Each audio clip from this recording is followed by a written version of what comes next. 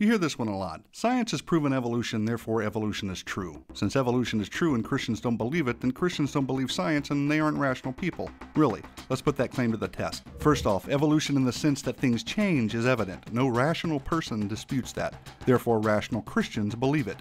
We can observe change, but evolution in the sense that life came from non-life and then that life began to randomly generate new genetic information and over time it eventually produced humans is something entirely different and something that quite honestly doesn't hold up against science. In other words, evolution in the sense of molecules to man is not scientifically plausible and therefore should not be viewed as scientific fact. Quite honestly, it is in great opposition to science, that is, observational science, the kind of science we can test and repeat and use our five senses to understand. Science demonstrates that over time, living organisms lose genetic information. They don't gain it. That same science demonstrates that life doesn't arise from non-life. Follow along if you would. Fact 1. There is no known observable process by which new genetic information can be added to an organism's genetic code.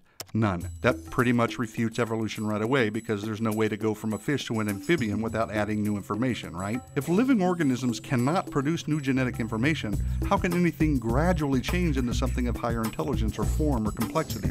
That is, how can anything evolve from an amoeba to a man without adding new genetic information? The answer, of course, is that it can't. Plain and simple. Now, some have speculated and they have imagined all kinds of things and they brought in artists to produce creative renderings based on guesses, and they have been successful in telling a very convincing story that humans evolved from ape-like creatures. But those are just drawings, people. They're just stories. But what we really observe is humans are humans and apes are apes. Now, if fact 1 buried evolutionary thinking deep into the Precambrian soil, this next fact, fact 2, tosses so much sediment on it that not even the greatest team of paleontologists with the latest subterranean gizmo could dig up the remains. Check this out. Never, again, never has it been observed that life can come from non-life. So here are two major scientific evidences against evolution. I reiterate for clarity, life has never been observed to come from non-life, and there is no known, observable process by which new genetic information can be added to the genetic code of an organism. So, molecules to man evolution doesn't really make scientific sense. Yet we are all here, and life is all around us in various forms. Although evolution cannot account for this, the Bible can. The Bible reveals that the all-powerful, all-knowing, supernatural God created the heavens and the earth out of nothing, and all life according to its kinds, that is, each with its own set of genetic information.